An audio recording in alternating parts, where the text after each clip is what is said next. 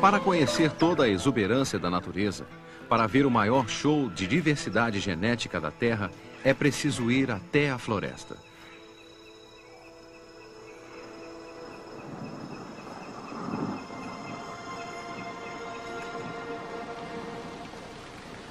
A biodiversidade da floresta tropical é tão grande que até hoje ainda não foi totalmente explorada. Das centenas de milhares de espécies de plantas que crescem aqui, os cientistas só estudaram mais a fundo cerca de 1%. Mais de 50% das espécies animais e vegetais conhecidas no mundo vivem numa área que ocupa só 6% da superfície da Terra. Tamanha concentração de vida na floresta tropical só é possível graças à distribuição dos habitats em diversas camadas, uma versão natural de um arranha-céu.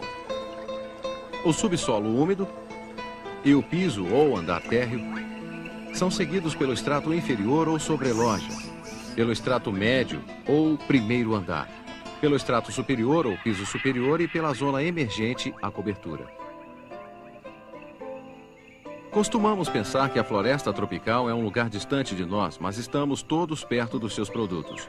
Uma entre 4 compras feitas nas nossas farmácias é derivada de uma planta da floresta tropical. A civilização dos maias, a maior a emergir da floresta tropical, acreditava que a árvore do mundo, ou Huacachan, era o eixo central que unia o mundo dos mortos, a terra e o céu. Era o Huacachan que dava origem a todas as coisas. A árvore da vida tem raízes em muitos mitos da criação. Da história do Jardim do Éden, no Velho Testamento, vem a árvore do conhecimento, cujo fruto foi uma tentação para Adão e Eva. Do budismo vem a árvore do esclarecimento. Foi debaixo de uma figueira que Buda tornou-se um iluminado. Do mesmo modo como as coisas fluíam da árvore do mundo maia, a floresta tropical também tem muito a oferecer ao mundo moderno. Conhecimento. Tentação.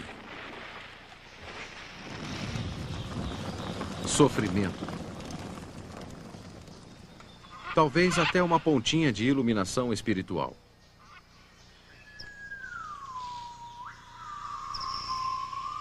O nosso fascínio pelas florestas tropicais não é novo.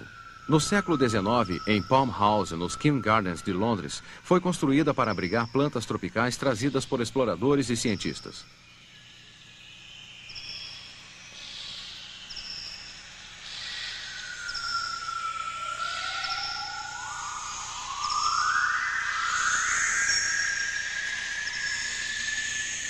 Este macaco de cheiro vive em um dos lugares mais úmidos do mundo, a floresta tropical sul-americana. Uma floresta tropical recebe, em média, mais de 200 centímetros de chuva por ano. A floresta tropical havaiana, porém, pode receber de 150 a 1.100 centímetros, o que dá uma média de 10 metros de chuva por ano. A temperatura média durante o ano é de 27 graus e pode variar mais ao amanhecer, ao anoitecer, do que de janeiro a junho, transformando cada noite no inverno dos trópicos. Com tanto calor e umidade, a floresta tropical está constantemente reciclando a sua água, como uma roda d'água gigante que eleva a água até o céu e depois a despeja de novo na terra. 2/3 da água doce da terra são reciclados pela floresta tropical amazônica, como neste território fechado que utiliza a mesma água vezes sem conta. Mas a floresta tropical é mais que uma máquina de fenômenos atmosféricos. Ela é uma janela para o passado distante. Com um clima que permanece inalterado desde o período Cretáceo, a floresta vem servindo de viveiro há 60 milhões de anos de evolução ininterrupta. Algumas dessas espécies de palmeiras surgiram há mais de 60 milhões de anos. O Watson, que quando filhote tem garras nas asas, lembra as aves mais antigas que se tem conhecimento.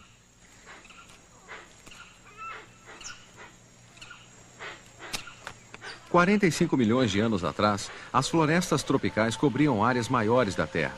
Grãos de pólen fossilizados de árvores tropicais foram encontrados em regiões tão setentrionais quanto a Inglaterra. Mas o clima cada vez mais frio da Terra foi empurrando as florestas até sobrar apenas um cinturão verde ao redor do Equador. Apesar da aparente desordem, a floresta é um ambiente altamente organizado, onde a evolução proporciona a cada espécie um nicho adequado, onde os animais podem comer, dormir e se reproduzir. Num processo conhecido como coevolução, muitas espécies evoluíram em conjunto, de modo a conquistar benefícios mútuos. Foi este o caso dessa espécie de beija-flor sul-americano e este tipo de flor. O bico comprido do pássaro evoluiu de modo a alcançar o néctar escondido no miolo da flor.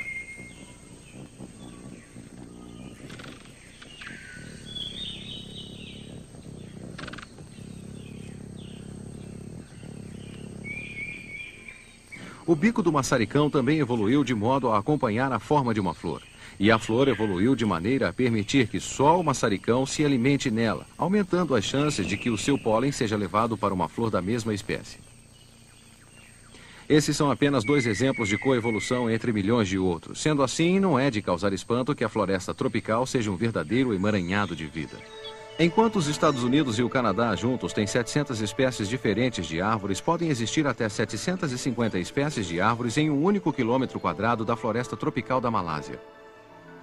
Um país pequeno como o Panamá tem mais espécies de aves que a América do Norte inteira. Existem mais espécies de peixes no Amazonas que em todo o Atlântico Norte. O mesmo número de espécies de formigas que existe nas Ilhas Britânicas pode ser encontrado em um único bosque peruano.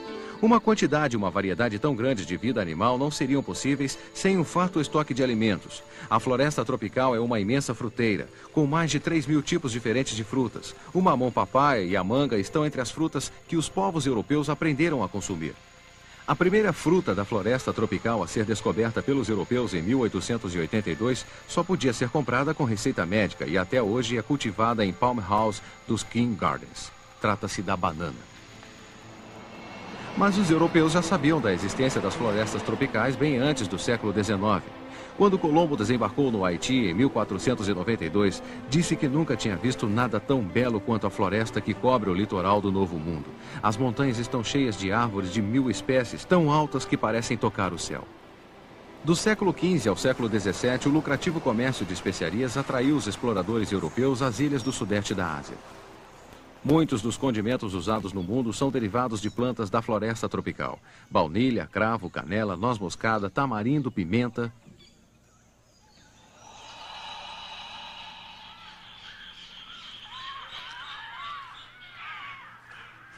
Durante os séculos XVIII e XIX, muitos cientistas trocaram os seus aventais de laboratório por trajes apropriados e começaram a explorar a floresta tropical.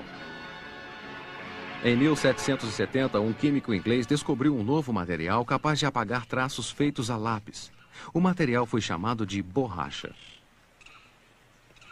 O látex, a base de borracha natural, é o suco leitoso e branco da seringueira. Este suco serve como um mecanismo de defesa contra os animais que gostam de comer a casca da árvore. A borracha, porém, já era conhecida na América Central há milhares de anos. Os maias e os astecas usavam bolas de borracha num jogo semelhante ao basquete atual. Mas as semelhanças terminam aí, pois nos jogos dos maias e astecas, o perdedor costumava ser oferecido em sacrifício aos deuses.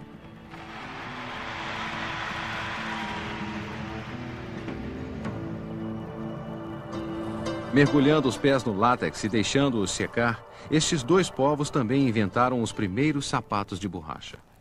Mas o melhor tipo de calçado para certas regiões da floresta tropical amazônica são as botas impermeáveis de cano alto. O Amazonas e seus afluentes e subafluentes abrigam 5.000 espécies de peixes e estima-se que existem mais 2.000 espécies a serem descobertas ainda. Se fôssemos viajar pelas diversas camadas da floresta tropical, começaríamos pelo porão inundado. Na floresta tropical sul-americana, o peixe tambaqui, que se alimenta de frutos, pode atingir até 2 metros de comprimento. Ele consegue quebrar a casca dura das sementes da seringueira, ajudando na sua dispersão. A preguiça, que desce de vez em quando das árvores para nadar, é o animal terrestre mais lento do mundo. E provavelmente também é o nadador mais lento de todos.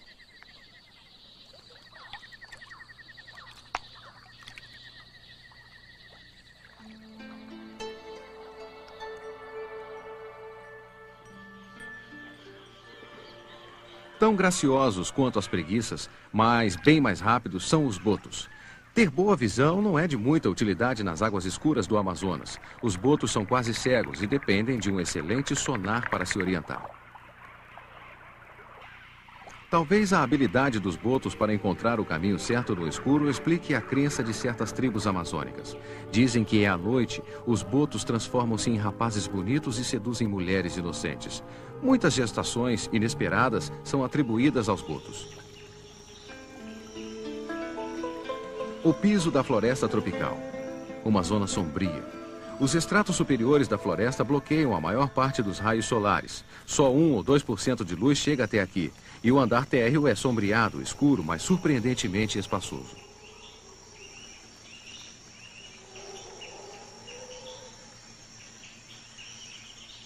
A noção de selva impenetrável data da época em que os primeiros exploradores viajaram de barco pela floresta tropical. Ao longo das margens dos rios, eles viram paredes de vegetação emaranhada e cipós que cresciam onde quer que o sol conseguisse atravessar a copa das árvores. Imaginando que a floresta tropical inteira tinha essa aparência, os exploradores a batizaram em inglês de jungle, baseando-se na palavra sânscrita jangala, que significa vegetação espessa. As reflasiáceas fincam suas raízes nas raízes de outras plantas. Como resultado disso, elas não precisam de folhas que captem luz para produzir energia. Por outro lado, elas apresentam as maiores flores do mundo, com até 1 metro de diâmetro. As flores, apelidadas de cadáveres mal cheirosos, exalam um forte odor de carne podre que atrai moscas polinizadoras.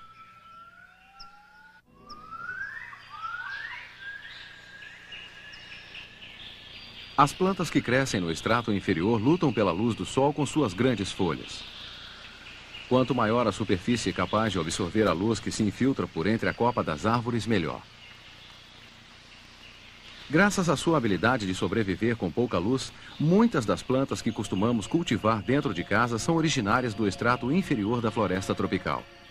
A vinca minor, ou pervinca comum, já foi conhecida como flor da morte, porque os prisioneiros condenados eram obrigados a usar guirlandas de pervincas quando estavam a caminho da execução. Também chamada de flor das feiticeiras, a pervinca era utilizada por seu efeito sedativo e também para exorcizar espíritos malignos. Talvez exista um grão de pólen de verdade nessa crença. Um alcaloide derivado da pervinca rosada é usado na terapia contra o câncer, aumentando as chances de sobrevivência de crianças leucêmicas de 20% para 80%. Mais de 2.000 plantas das árvores tropicais já foram identificadas como tendo propriedades úteis no combate ao câncer. Até mesmo os chimpanzés da floresta tropical africana sabem que existem plantas com poderes curativos. Quando estão com problemas de estômago ou com vermes, eles comem uma erva medicinal. Para os besouros, formigas, cupins, piolhos de cobra, gorgulhos e vermes, as florestas tropicais são verdadeiras saladas gigantes que lhes proporcionam um abastecimento infinito de matéria vegetal.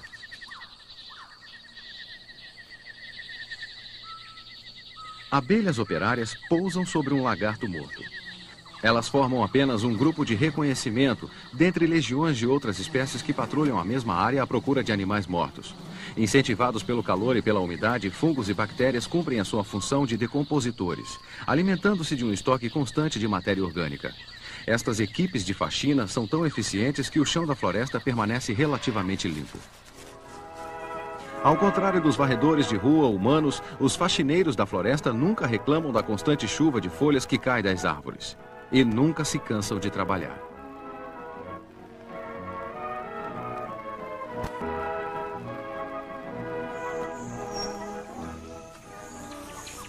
Para muitos animais, o chão da floresta é um lugar hostil.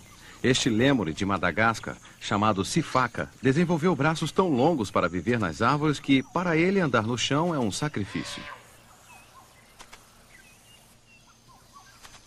Os animais que vivem no chão da floresta são os que têm menos predadores, como é o caso desse tigre da Índia, o maior felino das florestas.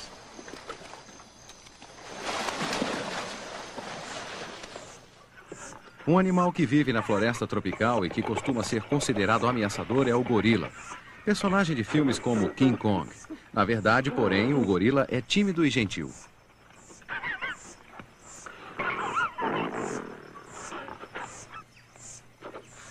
Se o gorila das montanhas tem algum traço de agressividade, é apenas em relação aos vegetais. Sua dieta inclui 50 tipos diferentes de plantas.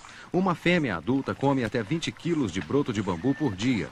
Um macho adulto, 2 vezes maior que a fêmea, consome cerca de 35 quilos.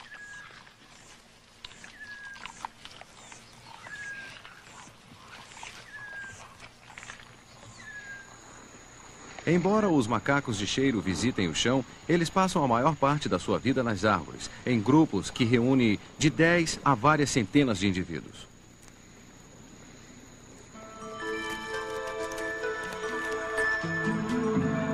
O extrato inferior de uma floresta tropical estende-se do chão até cerca de 9 metros de altura.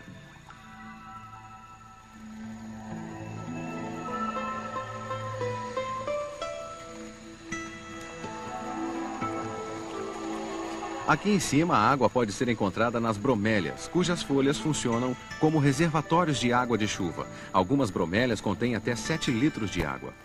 Estes microhabitats servem como bebedouros e abrigam rãs arborícolas, salamandras, besouros, plateumintos, moscas, aranhas e até caranguejos.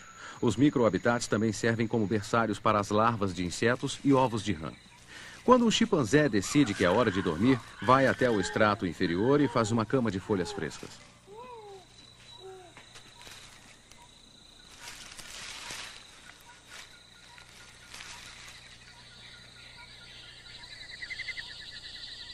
Esta camada da floresta é ocupada por vários animais trepadores. Társios, ai-ais, lores,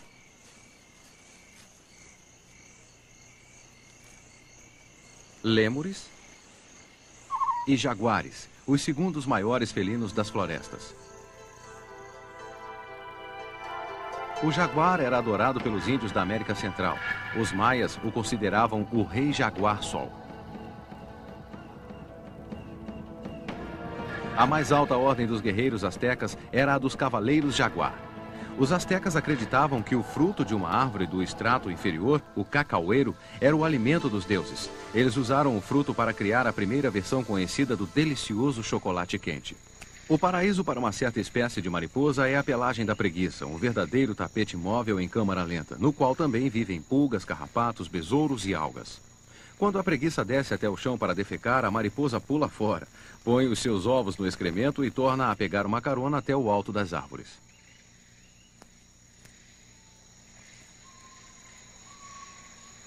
A mais popular dança de interdependência da floresta tropical, porém, envolve as plantas e seus polinizadores. O besourinho da mata resolveu o problema como alcançar o néctar da flor. Sendo pequeno, menor que uma borboleta, ele pesa menos que uma aliança de casamento.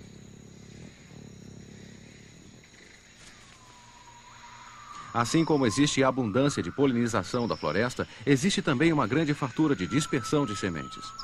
As árvores frutíferas dependem das aves, morcegos e outros animais para que as suas sementes se dispersem. É importante atrair os dispersadores de sementes, por isso as árvores das florestas tropicais costumam produzir frutos bem coloridos.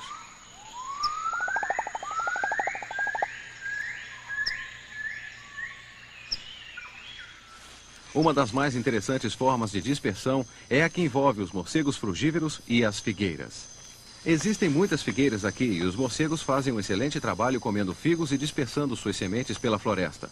Acontece que o suco digestivo do morcego é muito ácido e pode destruir as sementes. Por causa disso, a figueira produz frutos que contêm uma substância laxativa, para garantir que as sementes passem o mais rápido possível pelo sistema digestivo do morcego.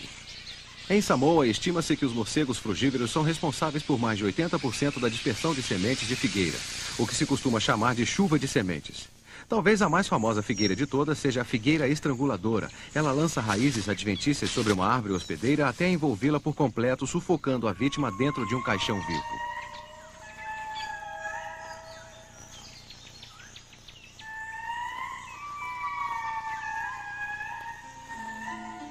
O extrato médio das florestas tropicais é, na verdade, uma rota de viagem, ou seja, formada por troncos, trepadeiras ou cipós, é uma estrada aérea que leva até o extrato superior, de 25 a 50 metros acima do chão. Os cipós não gastam energia desenvolvendo troncos grossos. Eles usam as árvores como suporte subindo depressa do chão até o extrato superior, onde produzem suas próprias folhas, flores e frutos. Tarzan, o mais famoso viajante do extrato médio, balançava-se no ar usando cipós, não mais ligados ao chão, isto é, ele usava cipós mortos. De todos os primatas, são os gibões que têm os braços mais longos, o que lhes permite balançar e saltar de uma árvore para outra com facilidade. Em contraste com os gibões, que não têm cauda, estão os animais que possuem cauda preênsil, também chamada de quinto membro, como é o caso desse macaco barrigudo. Planar também é um método comum de locomoção no estrato médio. Alguns animais de pele membranosa, como rãs, arborícolas e esquilos, planam muito bem. No sudeste da Ásia, existe até uma cobra arborícola planadora. Ela achata o corpo e consegue planar até 50 metros.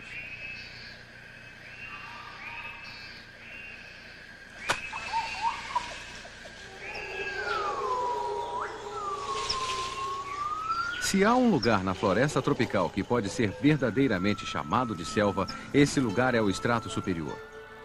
É lá que são revelados os maiores poderes das florestas tropicais. O estrato superior, uma espessa camada verde que capta 99% da luz, é responsável por 90% da fotossíntese de uma floresta tropical. O estrato superior também é uma estação bombeadora, desenvolvendo grandes quantidades de água para o céu. Funcionando como um imenso filtro de ar, o estrato superior inala e recicla milhões de toneladas de dióxido de carbono por ano, exalando o oxigênio indispensável à vida animal. O estrato superior é um escudo resistente que protege o solo do poder destruidor das chuvas. É um território em grande parte inexplorado, que abriga milhares de plantas e animais que ainda nem foram descobertos.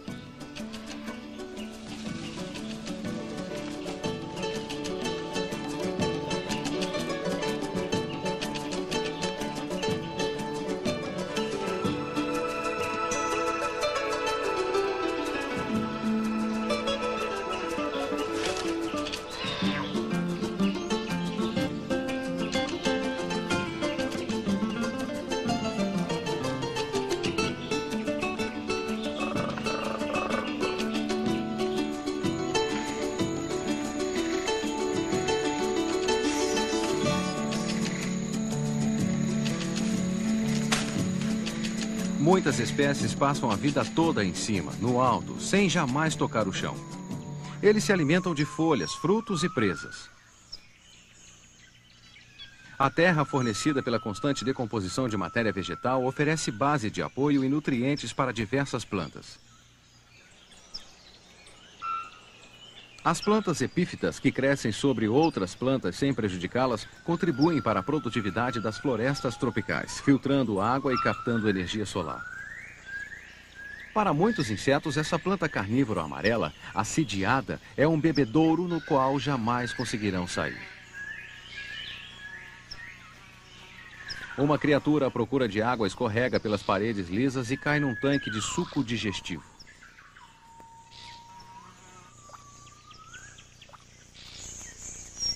Algumas plantas carnívoras, assediadas, têm 30 centímetros de profundidade e podem conter até 2 litros de líquido. Escorpiões, lagartos e até ratos já foram encontrados dentro delas. 2/3 das cerca de 35 mil espécies de orquídeas que existem são encontradas nas florestas tropicais.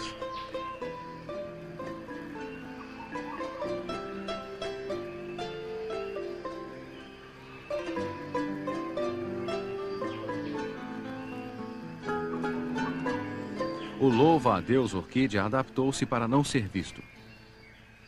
Perfeitamente camuflado, ele fica à espera de uma vítima. E o que não faltam são vítimas. Calcula-se que o estrato superior de uma floresta tropical abrigue mais de 100 mil espécies de insetos.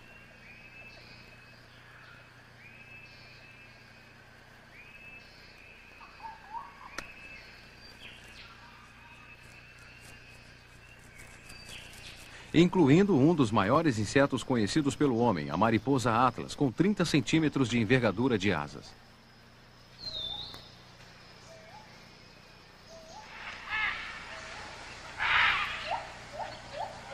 No que se refere aos centros de comunicação da floresta, as linhas estão sempre ocupadas.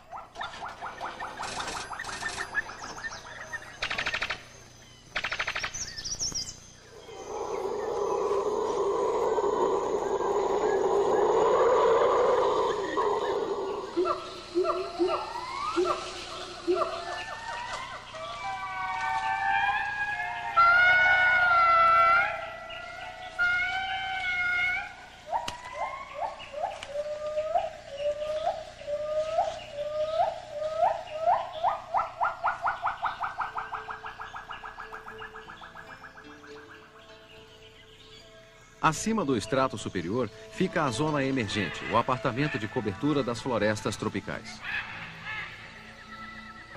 As copas das árvores mais altas se destacam. As árvores tualang, da Malásia, são gigantes da floresta. Alcançam até 70 metros de altura. Uma delas bateu o recorde, atingindo 87 metros. A zona emergente é uma área perigosa para as aves. Na África, elas voam nesta área correndo o risco de serem capturadas por uma formidável predadora, a águia coroada africana.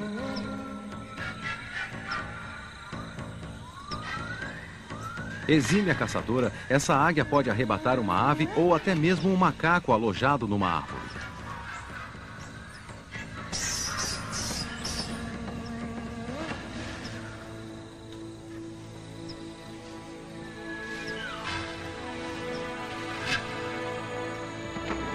A árvore do mundo, que segundo os maias dava origem a todas as coisas, não passa de um mito. O conceito moderno de que as florestas tropicais são uma fonte infinita de fartura, incapaz de ser destruída, também é um mito. Desde o início do século XX, o tamanho das florestas tropicais diminuiu pela metade. Seguindo as taxas atuais de destruição, até a metade do século XXI, as florestas terão desaparecido por completo. Um autor escreveu certo dia: a floresta é um organismo peculiar de benevolência ilimitada, que não faz exigências para o seu sustento e oferece generosamente os produtos resultantes da sua existência. Ela também oferece proteção a todos os seres, proporcionando abrigo até mesmo ao lenhador que a destrói. O autor deste pequeno texto foi Buda, que recebeu iluminação espiritual debaixo de uma figueira.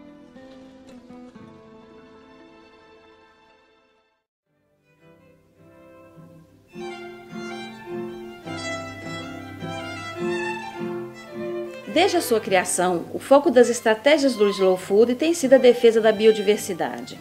Mas o que é a biodiversidade e o que tem a ver com o que comemos? Biodiversidade parece uma palavra difícil, utilizada apenas por especialistas. Ao contrário, é um conceito fácil, envolver da vida de todos nós, o nosso futuro e o de nossos filhos, o futuro da Terra. A diversidade é a base da vida, permitindo que ela evolua e se adapte constantemente. É a força vital governando o nosso planeta. Das estruturas mais simples, genes e bactérias, às espécies animais e vegetais, chegando aos ecossistemas, os elementos mais complexos. Na história da Terra, tudo tem uma origem, uma transformação e um fim. Mas ao longo dos últimos séculos, este processo enlouqueceu e a velocidade de extinção é 1000 vezes superior a épocas passadas. Segundo diversos estudos, a Terra estaria atravessando a 6ª grande extinção em massa. Durante a 5ª, há 65 milhões de anos, desapareceram os dinossauros. Hoje, a causa que desencadeia a extinção não é uma glaciação ou erupção vulcânica, mas o homem. Somos nós que destruímos as florestas pluviais, reduzimos o oxigênio, construímos desmedidamente, tornamos estéreis a terra com defensivos e fertilizantes químicos. Somos nós que jogamos plásticos e que derramamos os venenos das indústrias em oceanos e rios. Somos nós que poluímos com a fumaça e que continuamos marginalizando os últimos guardiões da terra e da sua diversidade. Os pequenos agricultores, os pastores e os pescadores, que conhecem e sabem como respeitar o delicado equilíbrio da natureza. Ao falarmos do desaparecimento de espécies animais e vegetais, pensamos em algo distante do nosso cotidiano, como tigres, elefantes, golfinhos. Na realidade, também desaparece para sempre algo muito próximo. Centenas de variedades de batatas, maçãs, doces tradicionais, os sabores da nossa memória. Desaparece um mundo inteiro que se apaga cada vez mais rapidamente. 27 mil espécies desaparecem todo ano.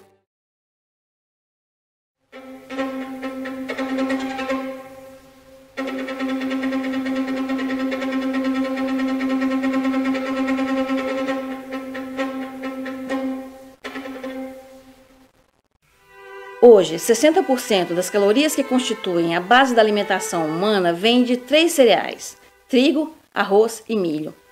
E 90% das sementes cultivadas é constituído por poucos híbridos patenteados, produzidos e vendidos por poucas multinacionais. Um sistema fragilíssimo, pois a sua uniformidade não consegue combater doenças e imprevistos. Por esta razão, as monoculturas precisam de um uso excessivo de substâncias químicas sintéticas. A natureza já começou a dar sinais há muito tempo. Em 1845, por exemplo, o fungo atacou a única variedade de batata cultivada na Irlanda. Milhões de pessoas morreram ou foram obrigadas a emigrar para fugir da fome. Somente depois de anos, o fator de resistência ao fungo foi descoberto numa das inúmeras variedades de batatas andinas. Sem a biodiversidade, hoje a batata não seria um dos principais cultivos do mundo. O Slow Food entendeu a importância da agrobiodiversidade desde a sua fundação. É preciso salvar não apenas o panda ou o lobo marinho, mas também a cabra argentana da Sicília, o asno ragusano, a ovelha norueguesa, não só o edelweiss, mas também a cenoura de Polignano. Em 10 mil anos de história da agricultura, o conhecimento dos agricultores deu vida a milhares de variedades e raças, que expressam, por sua forma, cores, cheiros e sabor, a alma e a história das regiões onde vivem.